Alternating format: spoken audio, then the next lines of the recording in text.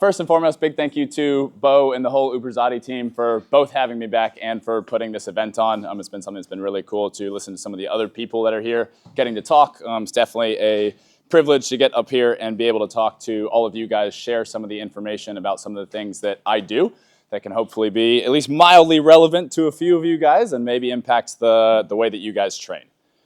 So what I'm really going to try and talk about with you guys today is this idea of building pain-free performance. And so I'm really excited to particularly follow up right after BAM because it's so interesting that some of the parallels in what we're trying to accomplish, but some of the different ways that we're trying to do that. And so that's one of the big things that I'm excited to talk about here with you guys today, is to explore different reasons of why some people may do things differently, why some people may do things over here. What are some of the parallels and what are some of the things that you guys can find and take with you and use in your own training to help people perform better, help people come back from injuries, help people do all sorts of different things. So I've been working primarily in the return to sport space for the last kind of 5-ish years, helping athletes come back from a variety of injuries, but particularly ACL and other major knee injuries to be able to get back to playing their sport again, doing the hobbies, activities they want to do pain-free, and most importantly, stay there, trying to reduce some of the rates that we've seen of re-injury and different things like that. So one of the reasons that I'm excited to talk to you guys about this, even though so many of you guys are in more of the performance space, right? Like there's not a lot of actual kind of rehab people here, is because I think there's a lot of application and carryover of this concept, of this goal, this outcome, to the ability to perform better. I also think it's something that all of you guys, even in the performance space, are going to have to deal with at some point, whether you want to or not. Pain, injury, all of these things are a part of sport and a part of life. One of the things I'm actually a little bit different with BAM is like, I think our goal is to have this as pain-free performance. I also don't think it's something that you're ever actually going to achieve. Or if you do, it's going to be a temporary state that we're going to then always be balancing, trying to get back into. If you want to do cool shit, you're probably going to hurt yourself a little bit along the way. So my goal is to be able to get people to move more in that direction, even if that's not something we're ever going to necessarily achieve. But can we make you a little bit more robust, a little bit more durable, able to handle the things that you want to do at a little bit of a higher level? And then when stuff does come up, big, small, are we more equipped to be able to handle that, deal with that, and get back to doing the things that we want to do a little bit quicker than we might otherwise? The other big reason, I truly believe that just getting people to be able to just feel good is probably the single best performance boost that you can give someone. More than trying to get someone faster, more than trying to get someone stronger. If I can just remove limitations, if I can get you to feel good at the level that you're already at, in the body that you already have, you're going to run faster, you're going to jump higher, you're going to express more creativity, better movement patterns that you already have within you. And so this is a big thing that I'm going to come back to a lot, but this idea of trying to remove inhibitions to allow for greater expression of what you already have, rather than some of the other people here that are trying to go about trying to pattern specific movements or look for different outcomes. I almost look at it like subtraction almost more than addition, but that's something that we're getting a little bit ahead of ourselves, but that's some of what we're going to get in here. So going to get into more of the interesting stuff, but just the quick background. Can you go ahead to the next one? I forgot when I change it, it doesn't go over there, so don't let me forget that. But just bachelor's, master's in exercise science and kinesiology. Played a little bit of college soccer, actually just right up the road here, funny enough, but ended up breaking my ankle, having surgery, and not having a particularly fun experience trying to come back from all of that. I've coached in 3 different collegiate weight rooms. I've coached kind of Gen Pop personal training. Some people actually put me in charge of coach education for personal trainers for a time being. I don't know why they did that. Worked a little bit in the kind of sports science department. So I've been in quite a few different environments. But now, like I said, I work primarily with Brian Kula out in Denver in more of the return to sports space, trying to help athletes come back from some of these injuries that have maybe done some PT, done some rehab, but are struggling to get to where it is that they want to be, get all the way back to playing. That is a lot of kind of what we're here for. So to get into that, I've had a lot of different mentors and different people that have been influential on my kind of coaching style over my career. A big one has definitely been Ben Patrick and ATG. I found him in kind of early 2019 before he was kind of big on social media. I got to train with him some out in Clearwater. And a lot of that methodology has been very influential for me in changing my own athleticism. I still remember I ran a 5.2 40-yard dash as an actual college athlete when I was playing soccer. And today I've run a 4.5 hand timed, a 4.6 on lasers, can run a 9.4 fly 10. I dunked for the first time at 27 when most people do that either at 18 or never at all. And then the application of some of these concepts with my athletes has been instrumental in my ability to work in this return to sports space. So to date, I've worked with over 150 athletes coming off of a various combination of ACL, MCL, meniscus tears, multiple surgeries, all of these different things. And of everyone who's completed their entire protocol with us, gotten the green light to go back ahead, we have not had a single re-injury in almost 5 years of doing this. So we have a really, really good track record of doing things a little bit differently, but being able to get people back doing the things that they want to be able to do. Is that 150 here, or is that ATG as a whole? No. ATG is doing their own thing. Those are all people all people that I've worked with directly. One thing I do want to touch on with that, I actually have had a couple of people that have gotten re-injured, 3 to be exact, but all 3 of them either kind of stopped training or went back ahead of recommendation. So there's somebody that I don't include in that total, but do just want to talk about that just for full transparency. But one of the reasons I'm very excited about that is when we look at the US, there are nearly 200,000 ACL tears every single year. Of that 200,000, only about half of those people will ever return to the level of sport that they were at previously. So if you were a college athlete, you tear your ACL, maybe you'll go play club, rec, that sort of thing, but only 1 out of 2 ever are going to play at the level that they were at before. Then of that half, another half will either re-tear or injure their opposite leg within the next 2 years. So we have a 25%, not failure rate, a 25% success rate in this industry of being able to get people back to their sport and stay there, if we define success as play your sport again and being able to stay there healthy, which I think is a decent marker. So we've got a really, really good track record compared to that industry average. And a big part of that is because we do things a little bit differently. And so some of those concepts of kind of what we do, why we do things a little bit differently are one of the big things I'm going to talk about today. Last thing with that too, the majority, not the majority, but a lot of those athletes that we've worked with that have been coming back from these different things have also not been your run-of-the-mill ACL recovery. Most of them are coming back from 2nd, 3rd, 4th surgery, multiple ligament tears, something they've dealt with multiple experts, physios, rehabs, and we're still having issues staying healthy. I've worked with a professional squash player coming off of his 4th ACL tear, a professional soccer player coming off of his 5th knee surgery before the age of 23, even a skier coming back from her 9th knee surgery who still wanted to be able to ski and do her things again. And we've been able to get all of them back to the places they want to be using some of these concepts that we're going to talk about. So one of the first things that I do want to talk about is I see my role as not to replace, but rather to complement or enhance the things that we're already doing well in the rehab space. PT is great for getting people back on their feet, able to get through their day-to-day, reducing symptoms. I'm not working with somebody fresh off of their ACL tear, but somebody that's been to a little bit of physio, that's done some of these things. Where they tend to struggle is getting all of the way there. Those last couple of steps, right? Actually feeling like themselves again. Fast, strong, confident, sharp, all of these different things.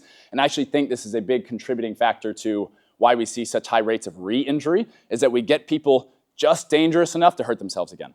So a lot of clearance protocols for rehab stuff is around 80%, 90% of a leg that they just spent the last 6 months barely training. And so we're getting them back to a point where they're at a state of lower readiness than they were when they got hurt in the first place, and then sending them back out there and expecting them to be successful. So right off the bat, like my goal with every single client that I work with is to get them to a higher level of readiness than they were at before they got hurt. If you got injured at your previous 100%, especially if that was a non-contact injury, to me, it only makes sense that that should be a minimum threshold that we're really trying to exceed or improve if we're going to have the best chance possible of trying to get people back to, again, playing their sport. And so I do always say kind of best chance because there are no guarantees in this, right? Like I work in this space and I still try and avoid the word injury prevention like the plague. Injury prevention is a myth. If you get hit by a bus, it is what it is. There's only so much that we as practitioners can actually do.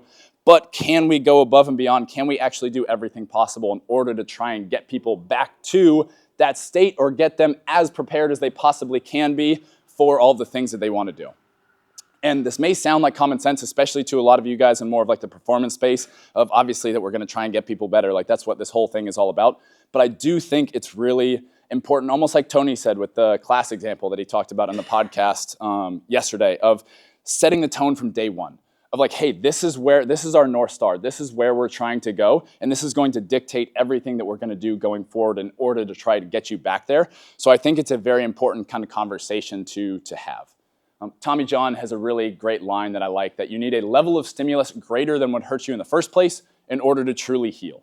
So that's what we're trying to get back to. I think about when it comes to ACL specifically of by the time that we're done, the only difference you should be able to tell between your knees is a scar. If you still have things months later, years later of, I still have this kind of in the back of your mind, that's because your body subconsciously knows, or literally knows, that we still have issues there. And so when some of the favorite kind of advice, or not advice, but some of the feedback that I'll get from athletes as they go and play again is, hey, I went and played my first game last night and I forgot about my knee. Or I took this big hit and I bounced right back up. Like that is where we're trying to get to the point where it's something that you no longer think about. And so this is something that I really want to talk about with all of you guys today, even again, those of you not directly in the rehab space, because I think there is a huge, huge, huge need for this kind of training. Return to Sports Specialist is a title that I made up because it sounds good. It kind of conveys what we're doing in a way that's fairly easy to understand and would hopefully keep the actual physios and people in medical space off my back for stretching what some might consider traditional scope of practice. So that's something that has worked so far, so we're going to hopefully keep that up. But the point of that is that you don't need a made-up job title to be able to start helping people with some of these things. I mean, Bam went through the example just 20 minutes ago of how many people in this room, people that are experts, specialists in their field and trying to take care of their body, are currently dealing with injuries, struggles, limitations, something that's holding them back from performing the way that they want to or just feeling as good as they want to. And so if that's the case in a room of people like this, like what do you think it's like out there, whether it's chronic low back stuff, whether it's a major injury that they're trying to come back from? So I do truly believe that everybody in this room has the ability to reach back a little bit and to be able to help people take those last couple of steps, because that I think is the real missing gap in the rehab space. Like the PT space is very limited by all sorts of things, right? The point of this is not to bash that model. They're very limited by the insurance model, the space that they have, the time, the ability that they're able to work with athletes, the amount of equipment that they have, all of these different things. So rather than expecting them to do more, can we do more from the performance space from our end to reach back and just help them take those last couple of steps? And so a lot of what I'm going to talk about are principles or concepts that we already know and understand as trainers, as performance guys, progressive overload, all of these different things. Can we just tweak that or scale that or apply that to some of these situations where people have these either small or big limitations in order to be able to effectively help some of these people get back to your more typical cohort of people that you're typically working with? And so that's why I'm actually excited to talk to you guys, because most of you guys are more in the performance space than the kind of physio space, is that I'm not a physio. I'm an S&C guy. Like I said, I'm working with a made-up job title, doing things that I may or may not be allowed to do, and we've been able to have great success doing that.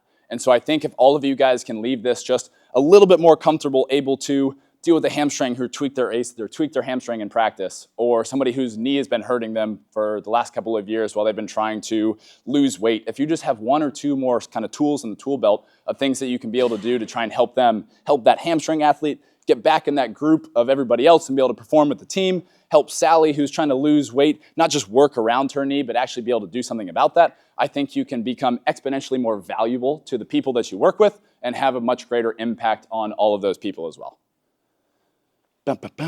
So to that point, because most of you guys are more in the performance space, I'm really going to try and focus a little bit more on principles and concepts than methods. So if some of this sounds a little bit kind of general rather than specific, I'm doing that on purpose because I don't want to turn this into an ACL rehab lecture, because I know most of you guys aren't in that space. So I want to try and make this as relevant as we possibly can to all of that. I see we've already gone ahead. That's cool. Stay there.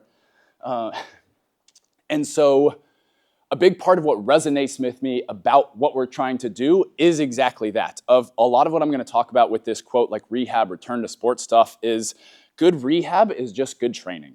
good training is rehab. And so most of you guys know how to train already. I'm not trying to get you to change the things that you do or try this different kind of method over here or tell you that everything that you do is wrong. Can we just apply some of these concepts and some of the skills that you guys already have to a slightly different demographic?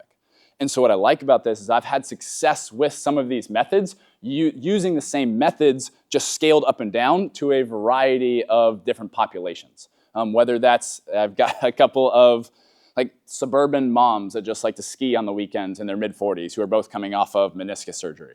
And so with them, we're not jumping off of tables and slinging barbells and doing these things, but we've got them squatting on a slant board, like ass to grass. We've got them doing Nordics. And for them, that's badass. Like a 40-year-old middle-aged woman, like doing Nordics, like that's incredible. And so it's been able to give them a level of strength and confidence to be able to perform at the level it is that they want to do. Feel a little bit better than they were before, but then we'll take those same methods and our professional athletes will come in 6 days a week and we're going to absolutely smash them on the Z-treads and pulling sleds and doing all of these different things, and they're going to get better as well. And so we can use some of these same concepts. Again, it's just training is training, but can we scale this up or down? And then can we have that target of whether this person is extremely struggling in the situations that they're dealing with or whether they're at a high level? Can we just try and push the envelope? All we're trying to do is just get them better. And so that's why I'm so excited to follow up with somebody like Bam of, we have the exact same things that we're trying to do. Can I get you to move better, feel better, have less pain? And we're trying to do that by leveling up the person that you are right now. In whatever way, then that will change for the kind of stimulus that we're trying to provide, whether it's through a movement-based lens or all of these different things. That's what we're going to talk about right now. But this concept is also why I've felt very comfortable, willing to try and experiment and work with some of these people that I may not have the medical training, experience, clearance to be able to do something like this. Like that skier coming off of her ninth knee surgery. Like we're talking about 14 years of stuff that she's been dealing with, trying to keep her surgery total in single digits, which is crazy. And so when I'm talking with her, I don't know if off the top of my head, like I can fix your knee, but I know I can do something to try and get you just a little bit better than you were yesterday and a little bit better than you were the day before. And if we keep doing that for weeks and months and you do that for a long enough time, you can look up and really be kind of surprised with where you get people to, whether it's yourself or whether your own athletes.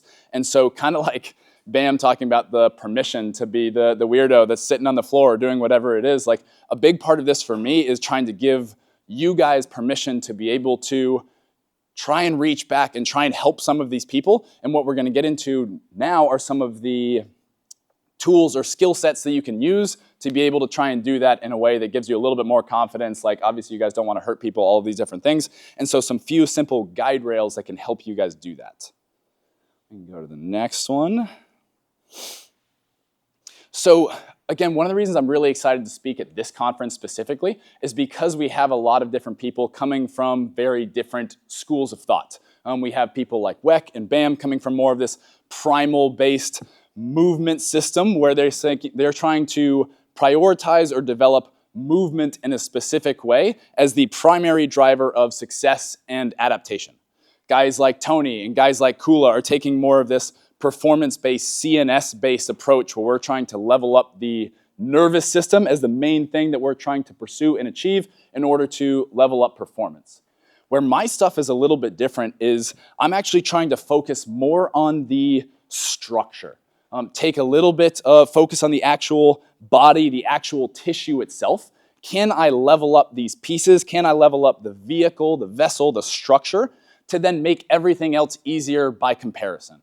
Because if you're trying to play basketball, football, do whatever it is that you want to do, like that stimulus is going to stay the same, right? It's like football is football. If you want to play at the Division I level, these are the expectations. And so we're not going to change that. Like that stimulus is going to stay the same, but I can level up my body, my tissue, my structure to be able to handle all of those forces a little bit easier. So if we can improve, again, the capacity of your body to handle all of these things, everything else becomes easier by comparison. And so I really look at this as the kind of base of the pyramid, as the real foundation that some of these other skills are then built on. If we can do this well and effectively, you can go and express greater levels of movement, naturally. You can tap into that nervous system and use more of what you already have because we're removing some of those inhibitions, some of those limiters. And so I'm really interested in this concept specifically because, to be honest, like, we have people here performing at a very high level doing a lot of these different things, and it's not necessarily to say that I even think this way is the best. Like, I think it's a really interesting, if you just want to get into the whole like chicken or the egg argument. Does like our movement develop our tissue? Does our tissue develop our movement? And of course, I think it's something that affects one another. And so you could make the case that, well, the movement is going to be more global or foundational, and that's going to affect all of the tissue stuff, and that would be the primary way that I want to develop some of these systems. And conceptually, that actually makes a lot of sense to me. I agree with that a lot. And I think that works until it doesn't. So the explanation that when you talked about playing basketball is how, like, I used to play basketball, and this was great. This is a stimulus that's going to build my tissue, build my structures, build resilience, build different movement patterns, all of these different things, until I go and sprain my ankle. And then now trying to play basketball is something that's going to hurt or struggle, or something that's going to be a challenge because I now have this inhibition. So that same thing that was a positive stimulus is now becoming something that is, you could say, is detrimental until we fix the ankle. And so same thing with some of our kind of movement pattern stuff of, ideally, we're going to grow up in this perfect situation where I run and throw and swing and climb and I play 18 different sports and I'm outside all day and I'm doing all of these different perfect things. But most of us don't live in that situation, in that reality. And so we're stuck kind of living indoors, living in chairs, doing all of these different things. And so we're going to have so many of these different kind of issues pop up along the way. So if we can have a skill set around building the pieces, then we can remove some of those inhibitions. Then we can make it so much easier to develop all of those things on top of it, of better movement, of higher expression of our nervous system, all of these different things. And so that's why I really think this is, at least for the demographic that I work with, something that is very, very effective in terms of a concept or like first principles of what am I trying to do. And so a big piece of that too is when I talk about structure, tissue, I'm not talking just about muscle tissue. That's one of the criticisms that a lot of people in the movement space have about the bodybuilding world, the S&C world, all of these different things. I'm also really talking about connective tissue. And so that's something that we're going to get into in just a little bit in terms of actual methods. But the combination of those two has allowed everything else that we want to do in the biomechanics and the CNS space be more effective. And so another reason why that, just getting into, at least like I said, for me specifically, I'm a big fan of trying the simplest solution first. If you have a knee problem, if you tore your ACL and you're coming to me because you're trying to fix your knee, the first place that I'm going to look at is probably going to be your knee. We're going to get into feet and hips and biomechanics and all of these different things, but let's try the simplest thing first, see if that works, see how far we can get with that, and then start to layer in some of these things afterwards, then start to make things more complicated. And there's a time and place to be doing all the black belt voodoo where like you pull on someone's ear and their back pain disappears, like awesome, but that's probably not where I'm going to start with somebody. And so the more we can make things simple, predictable, repeatable, the better, the more consistent outcomes we're going to be able to have for the majority of people. And so when it comes to these different, if these are the three kind of systems or substructures that we're talking about, obviously none of these things are going to exist in isolation, right? All of these things are going to affect each other. But one of the things that I'm trying to do is, with my training, can we bias one of these versus the other? And this goes into the whole systems that we've been talking about. Feed the cats. We're obviously going very hard in trying to develop the CNS side of things, which is then going to develop biomechanics and structure. With primal movement and WEC method, we're trying to develop optimal biomechanics, optimal movement patterns to then develop structure and CNS, so we can use our training to deliberately try and bias or preference one of these different areas to get the specific adaptation that we're trying to go for. And so in addition to me being, yes, in the return to sports space, and so trying to fix people with actual structural issues, another reason that I'm a big fan of this idea of prioritizing the structure or the tissue first is because of the speed of adaptation of all three of those systems. So if we look at the nervous system, at the CNS, we can get adaptation, we can get progress within that system within a matter of days. Now, you can get a potentiation effect in minutes, but in terms of actual starting to create changes within the CNS, we can do that within a couple of days. If you think about the first time that we ever started working out, first time you ever started lifting weights, every week it's PR after PR, everything's getting better every single week. Why is that? It's because of newbie gains. It's not because we've developed tissue, it's because we've gotten better at firing, wiring, coordinating different movement patterns in order to motor unit recruitment, all of these different things in order to perform the task better. In terms of biomechanics or movement, that one's a little bit trickier because it takes a very long time to make some of these things automatic or conscious or subconscious. But we all just went through an hour-long session with Bam, and most of us are probably feeling a little bit better than we were before. I don't think he would still be in business if it took 8 weeks for somebody to feel the benefits of training 5 hours a day and feeling a little bit better, right? So I'm going to put it in the fast-moving category just because I need it to make my argument work. The very much slowest moving piece out of all three of those is going to be that tissues piece, especially when we start talking about the connective tissue side of things. This is something that is going to take weeks and weeks and months in order to start to develop in response to a stimulus that we are giving it. And so if all three of these systems interact, and if that's going to be the slowest moving variable, it's obvious, that's the word we're going for.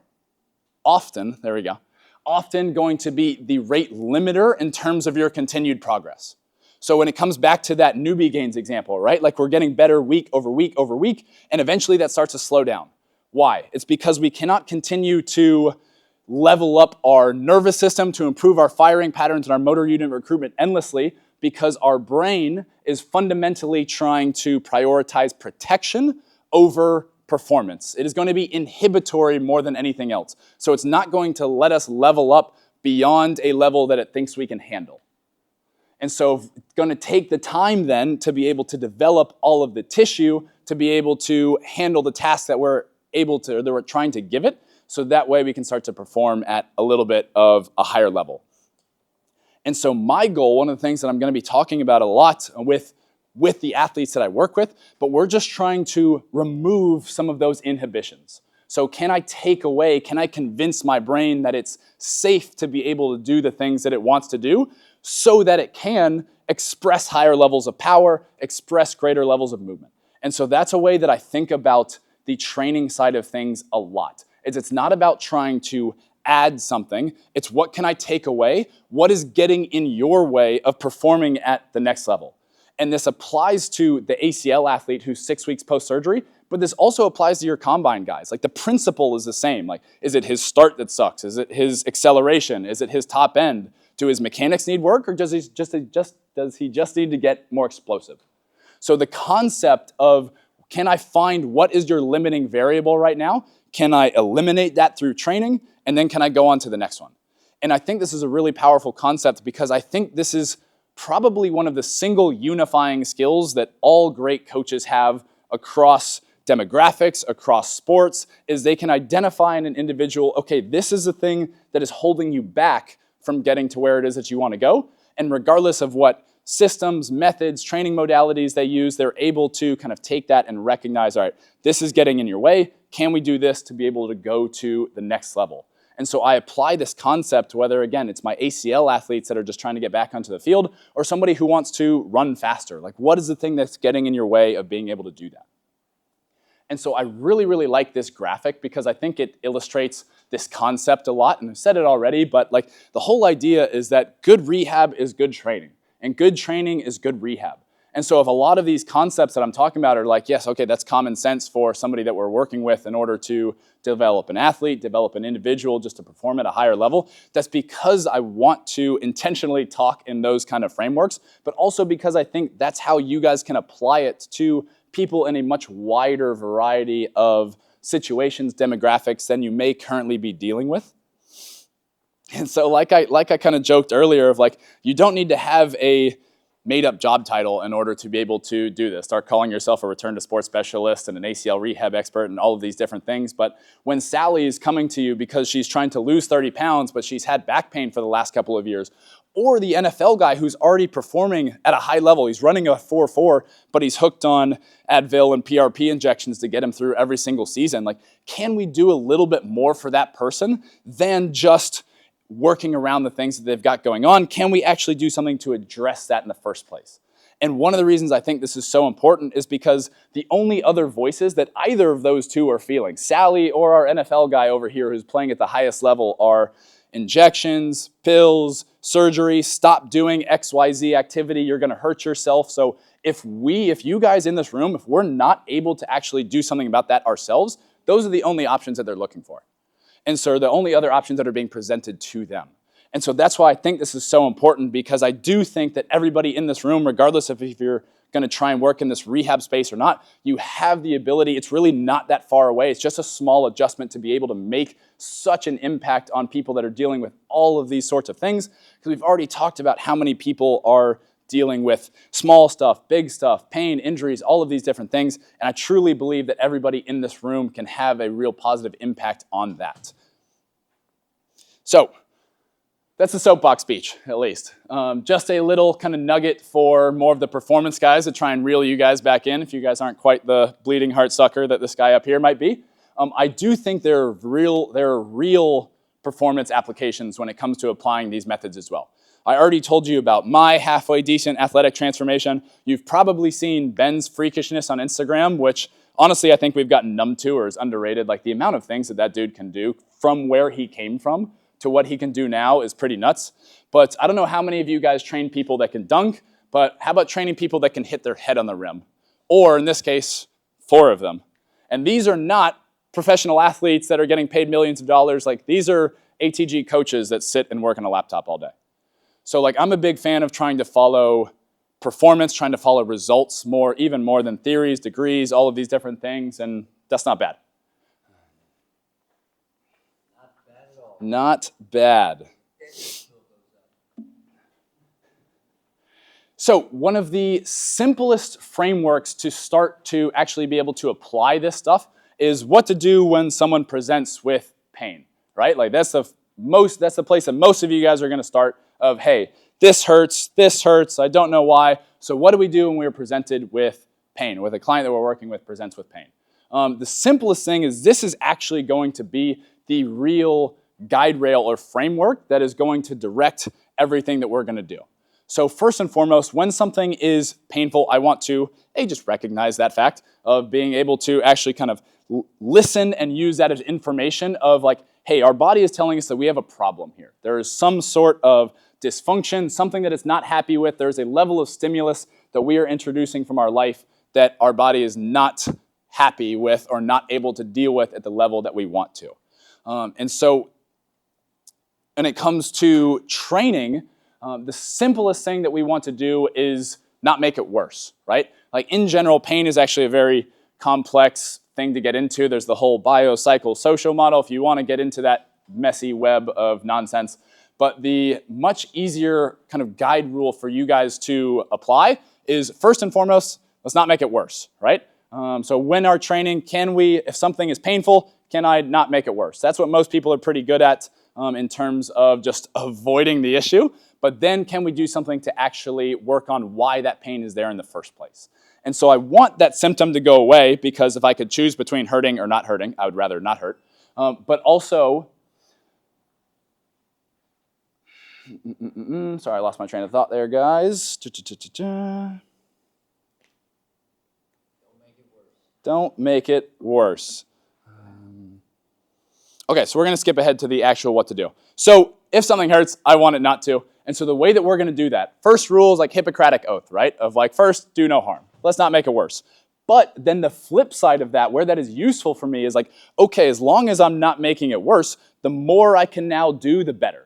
And so this is where I think it's really empowering for all of you guys. And we talked about giving permission to do these different things of like, now it's a very easy rule to follow. Does this hurt? Yes, no? Okay, well, if this is similar to the thing that I want you to be able to do, the more of that I can do, the greater the level of stimulus that I can give you, the more we're now going to heal, adapt, and get stronger. So it's the simplest way to kind of 2 birds with 1 stone. Make sure I'm not making it worse, and then it's also my guide rail to make sure I can do as much of this thing as I can in order to get a stimulus to heal, adapt, get stronger without making things worse.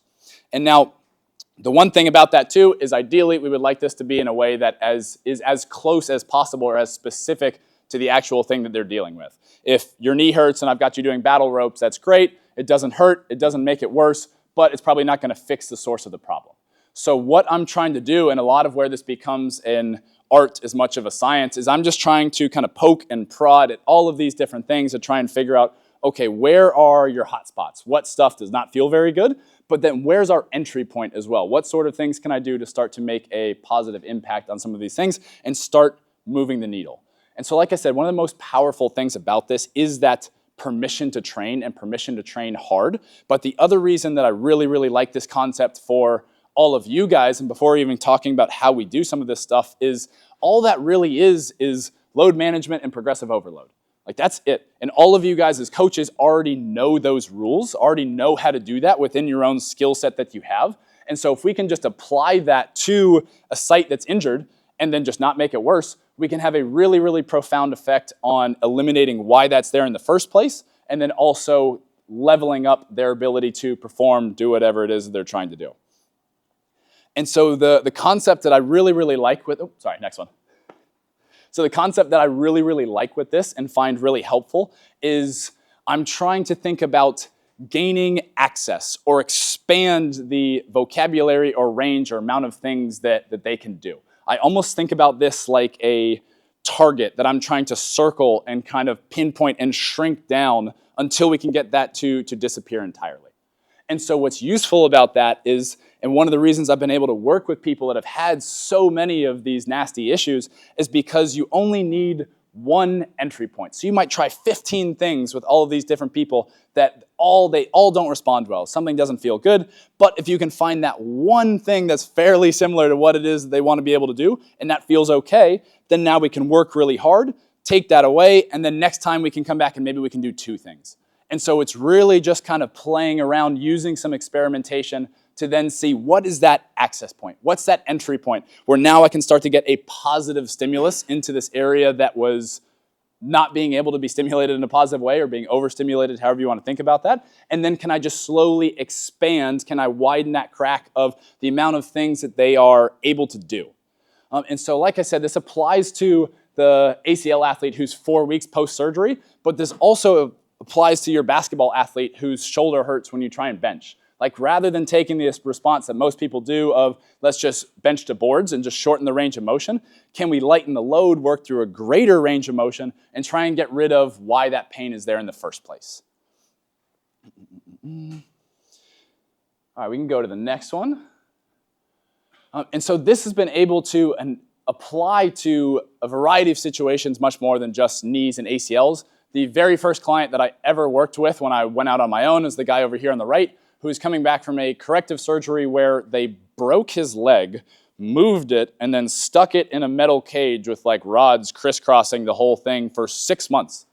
And then he came to me and was like, my shin hurts, my knee hurts. I was like, no shit. But so we applied some of these concepts, again, of just this little bit of progressive overload, of just seeing, can we do just a little bit more today than we were able to do yesterday? And we were able to get him back playing soccer, doing all the things that he wants to do. One of the reasons I'm mad at Tony for not being here right now is because he talked yesterday about hamstring stuff and the Nordic not being a great exercise for hamstring injuries. And I agree with him, actually.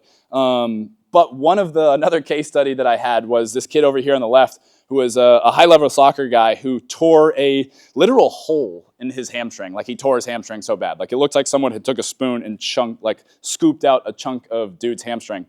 And so we did a bunch of work together and we were able to get him back to playing again, dunk at 5'9", and PR his fly 10. Like possibly his most hamstring dominant thing that you're gonna do. And so a little bit of a, not tangent here, but getting away from some of the connective tissue piece that we're about to talk about, is that one of the big ways that we were able to do that was through manipulating exercise selection. So in addition to the connective tissue piece that I'm going to talk about here in a little bit, we can use, excellent timing. I was just talking about you and your hamstrings.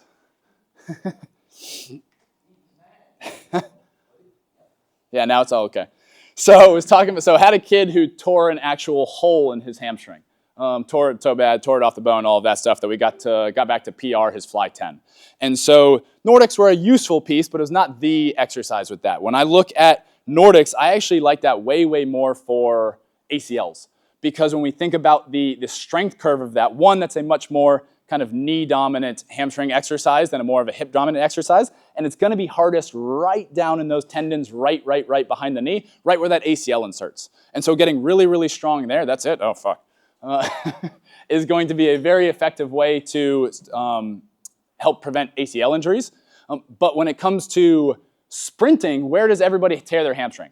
way up high, right underneath their ass, right? So that high hamstring. And so the most effective exercise that I've used for that is a single leg back extension on like a 45-degree back extension with a very kind of kyphotic, like kind of rounded posture where you get a ton of hamstrings, ton of glutes, because the location of that is the exact same spot where everybody pulls their hamstring. And it was one of the biggest exercises I used with that. So you can do it on a glute ham, but I prefer it on a 45 degree. So, like the 45 degree back extension. So it's a back extension on that machine, but most people, when they do that, it's just all extended up here. Most people do Nordics that way too, which is why I don't think they do them as well as they should. But if we intentionally round a little bit here, we take away the use of that low back. And so if we stay here, if we stay just slightly crunched now, all of the extension is going to come from hip and hamstring. And so you're going to feel that light up, that high hamstring right underneath the glute. And so that's, for hamstring strain specifically, has been probably the single most effective exercise that I've used for people coming back from hamstring injuries. But it also illustrates the concept of when we talked about structural stuff, right? If we can manipulate exercise selection to get very specific with where we're trying to get a specific adaptation to deal with someone who has an acute stuff, but then also evaluate people on a very kind of global scale of a lot of guys are great at Nordics but suck at those, and they have issues with sprinting, or vice versa. They're really great at kind of one or the other. And so it's a little bit of tangential from what I'm really going to focus on. Apparently I don't have much more time to focus on anything. Can we go to the next? Oh, Mike, what a hero. So one of the reasons that I'm really interested in, again, that structural piece comes down to the connective tissue piece. We've talked already about how much injury rates are going up across the board, and there's lots of reasons of why that is, right? Poor lifestyle, early sports specialization, all of these different things. But I do think that if we in this industry are being honest with ourselves and take a look kind of industry-wide, we are at the very least not doing a good enough job of mitigating some of these rising injury rates. And I think the case could be made that we could even be contributing to some of them. And so an interesting meta-analysis that came out was this one trying to figure out like where are a lot of these injuries occurring, specifically in like muscle strains. And they looked at over 1,500 different injuries, different muscle strains, and the vast majority of them were occurring either in the intramuscular connective tissue, so like all of the different layers of fascia that kind of kind of like Russian dolls over all of your muscle fibers, or in the myotendinous junctions, so the connection where the tendon joins the joint. Only 12% of all of the actual injuries that occurred specifically in the muscle belly. And so it's just an interesting snapshot of potentially it is this connective tissue piece where we are missing in terms of development. And I think another reason that this kind of holds water for me is that I don't think anyone would say kind of industry-wide or athlete-wide that we are not the strongest we've ever been, the most explosive we have ever been in terms of all of these demographics, from youth to pro. So it doesn't seem like a strength issue, like we're breaking world records at every Olympics. The issue is that we're breaking down. And so coming back to that rate limiter piece that we talked about before, it is potentially that we are revving up or we are improving our ability to perform, explode at a greater level than we can handle. And so it's the tissue, the body that is breaking down. And so then anything that we can do in order to maybe facilitate that process, that development of that connective tissue piece, of that slowest moving variable, then it's something that may at least have an ability to kind of mitigate some of these injuries or potentially even improve performance.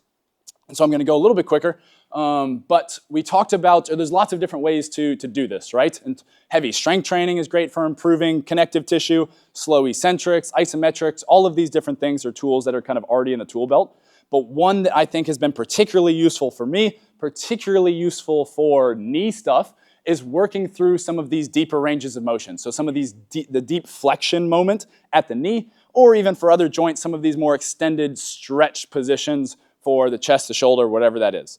The reason being, when we look at the knee, it's great for circulating some of the synovial fluid that's within the joint itself. This is the main mechanism of delivery for all of those internal connective tissues that are within the knee.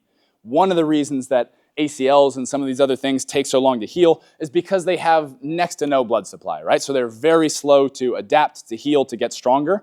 And so anything that we can do, the more we can circulate this synovial fluid that can help soothe joint surfaces, hydrate, lubricate some of those structures, tissues. There's some emerging evidence that there may even be evidence for kind of reducing arthritis, healing cartilage, which are some of these tissues that we didn't maybe necessarily understand had healing properties. But even more than that, there's also evidence that we can start to strengthen the actual tendons and ligaments inside the joint. And so anecdotally, I think this is a real secret sauce that has been highly, highly effective for me in tying together a lot of what we do with our ACL athletes and why we haven't had a single re-injury despite someone who's coming off of multiple ligament tears, multiple surgeries, which should statistically drastically increase their rates of re-injury. And it's because we can not just strengthen the muscle tissue around the joint, we can strengthen all the internal structures within the joint itself. We can actually get stronger from the inside out. And so some supporting evidence for this too is that we've seen in studies hypertrophied, thicker tendons and ligaments in the knee in Olympic weightlifters that we haven't necessarily seen in bodybuilding and powerlifting.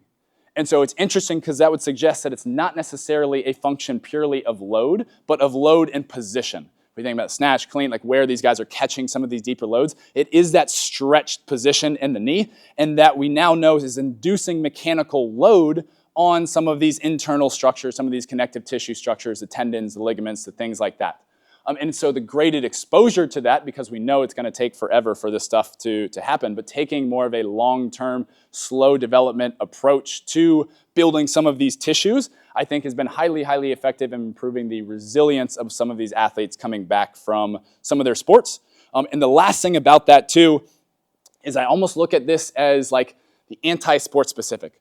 Of everything in sport is going to be short range of motion, it's going to be fast, it's going to be here, it's going to be very bouncy. So can we in training give them the things that they are not getting? I'm a real big fan of that idea when it comes to training. I think we undervalue the amount that sport and training is a stimulus in and of itself. And so if you're training 4 days a week, 5 days a week in some fast, elastic activity, can we do just a few things to maybe give you the other side, some of the things that you're not getting with training, to make you just a little bit more balanced, a little bit more well-rounded to be able to handle some of those things? Is it safe to say that, what you were just saying is that we're really not into this specific position, but there are times in sport when that position does happen? Yes, I think that's not the real benefit of these, though. And I think that's a rare enough occurrence that, like, there's the one clip, the famous clip of Michael Jordan, like, falling back like that, and he kind of bounces back up, and that's awesome. But I think the sport-specific side of that, of like, oh, this is the angle that I shoot when I go for a takedown, like, maybe we get some benefits there. But I think it's more of the tissue piece of why that's so useful, is if I get my tendons and ligaments stronger, even if it's not in that position that I'm going to use them, that's going to make me more elastic, more bouncy, able to use them in any other situation. You can go to the next one.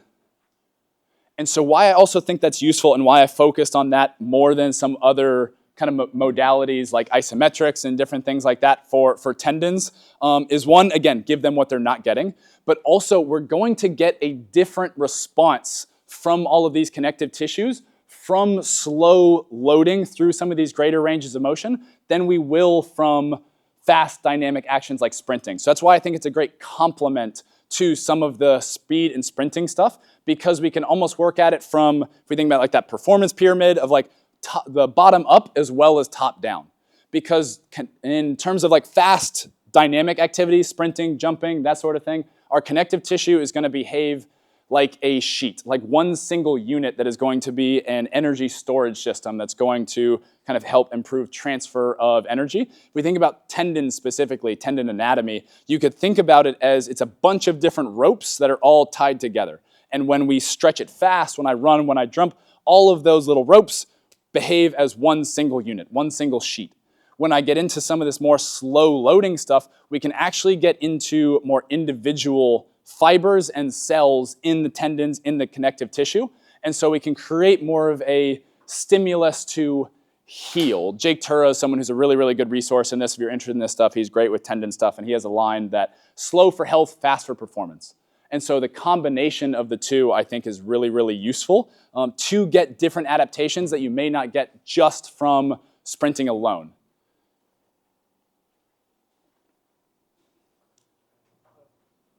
Wrong way. Yeah, perfect.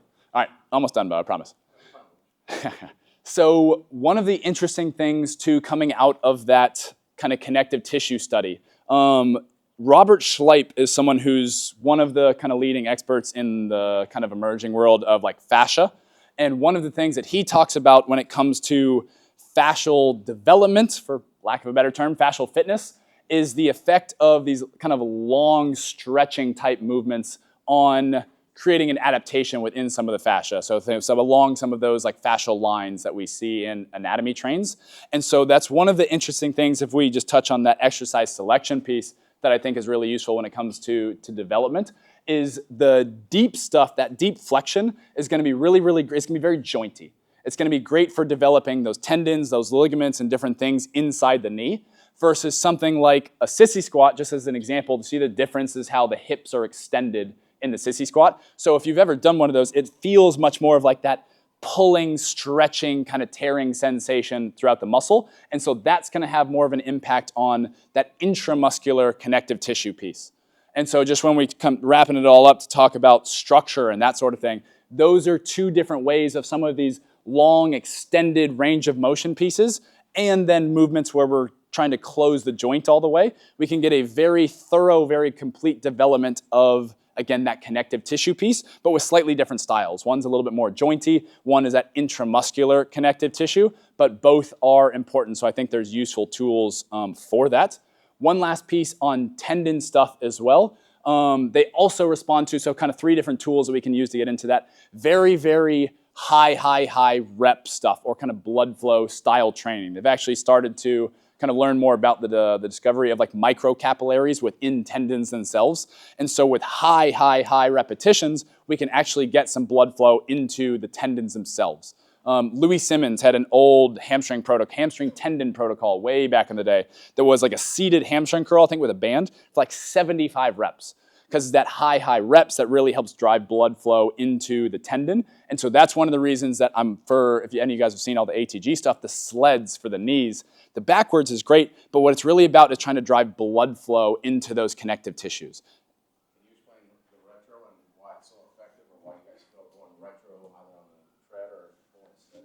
Yeah, 100%. So the main thing about those, the trick with that is that it's something that's called concentric only. So if we think about, like we all know, like it's the eccentric on like a squat that rips up muscle fibers, leaves you sore, loads the joints, all of these different things, right?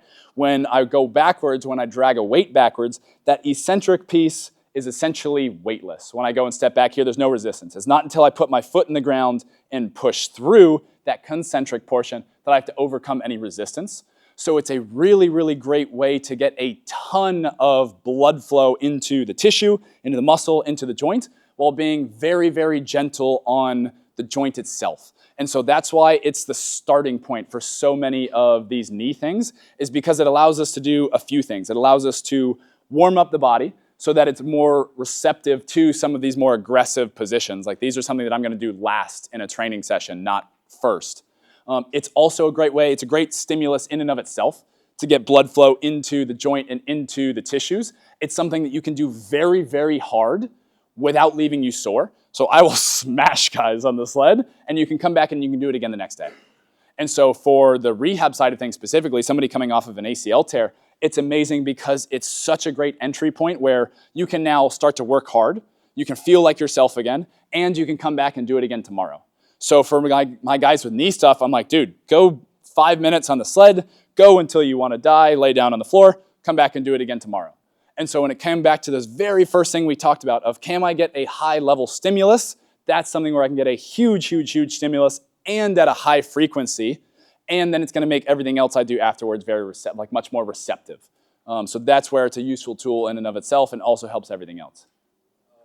Replacement wise, and like say outside of like rehab, say you had like an athlete that doesn't need rehab, but you still wanted to implement like these 3 types of movements, where would you place it at? Like, or in the beginning, or like in, or actually inside the movement? Yeah, good question.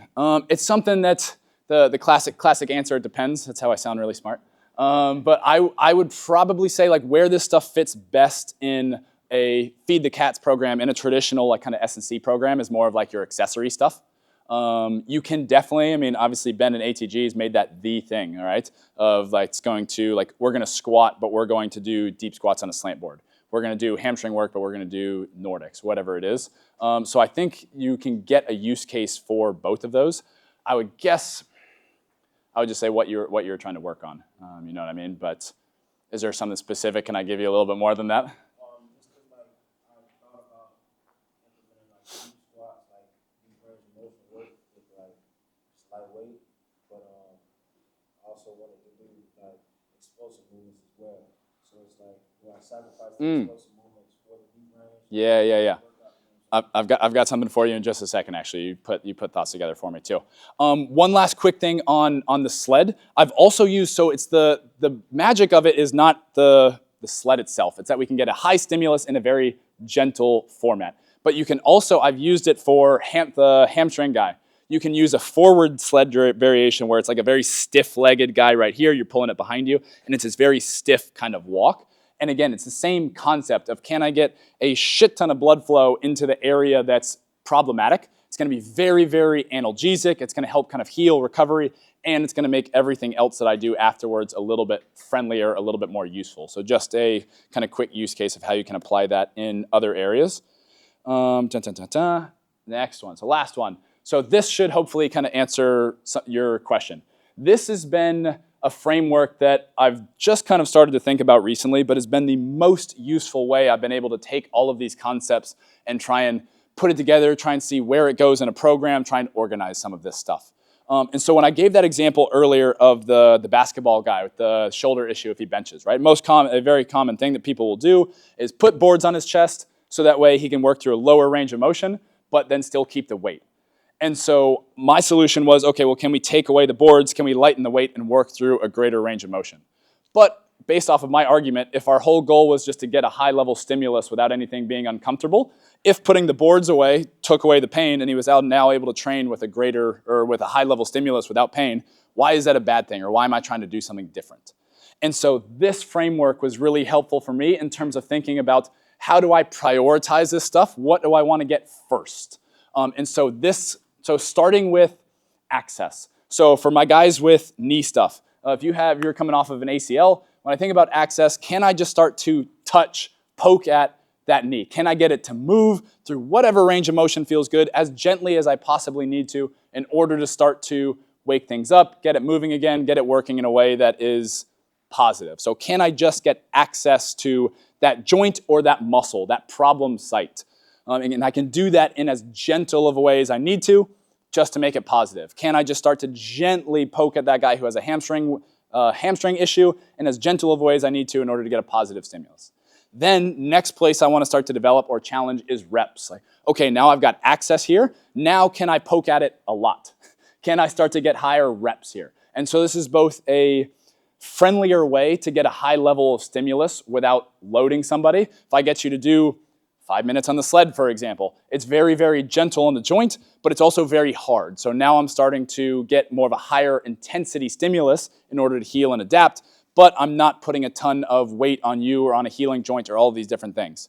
A real quick anecdote too for people with chronic pain is one of the biggest things that you'll see with chronic pain versus some of the acute stuff is that it is very inhibitory neurologically. So if you have knee pain, what can you not do when you squat? Feel your quads. It's very interesting, very counterintuitive, like neurologically, of why we would do that. But you will usually get either pain or muscle activation. So if you have a day where like, oh, I'm actually feeling pretty good today. Like I can actually feel my knee doing the things that it wants to do. You can get a little bit more quads. But days that it's just really pissed off, everything hurts, can't get your quads talking at all. So the reps piece is a really, really great way to start to restore kind of optimal firing patterns of, hey, I want to use the muscle when I bend the joint, not dump all the load into the joint itself. And so this is useful for people coming off of surgery where they have atrophy, but also the difficult ability trying to fire the muscle, but then also people in some of those more chronic pain situations just to get them to start to be able to use that muscle again. Next place I would go is range. So now can I start getting into some of these deeper ranges of motion, some of these deep squats, some of these deep split squats, but in a way that's as gentle as possible, still make it kind of friendly, accessible. then I will start to load, and then I will start to kind of add speed. So those are the kind of priorities that, coming back to your question, even for some of the more performance standpoints, that's kind of how I would start to introduce stuff. But that's also the kind of long-term progression that I want to use for people going through like an ACL recovery of like, okay, I want to provide a hard stimulus today, but how do I structure this over the course of the next 6 months? Like, where are we trying to go? Those are some of the places that I would think about. So can I just start to access some of those deep ranges of motion just as some accessory work? Then can I start to do that for maybe kind of high rep stuff? Then can I start to get into some of these deeper ranges of motion, load it, and then maybe add speed in terms of either reintegrating that into running, sprinting, jumping, or doing different things like that. So I wanted to intentionally keep that a little bit, keep this whole kind of talk, sorry, you can go to the last one, a little bit more conceptual, because like I said, I know most of you guys are not directly in the rehab space. For those of you guys that do want to go into more of the actual kind of methodology, if you can tolerate listening to me for another hour, I put in a whole kind of hour-long thing on YouTube going through some of the major exercises that I use specifically for ACL rehab stuff, why we use them, how we use them, what are the technical cues that we're going to use to try and get the adaptation that we want, what are some of the progressions, regressions, and then how do I actually structure those in an actual workout and then in a long-term progression. So it's literally me talking for an hour about 4 exercises. Was not supposed to take that long, but obviously I'm capable of rambling just a little bit. But if you want to go a little bit more specific or deep dive into some of the actual methodology, that would be a great place to start. I think Bo's going to get me off of here. If we have any questions, I'm happy to answer them. But otherwise, thank you guys very much for your time.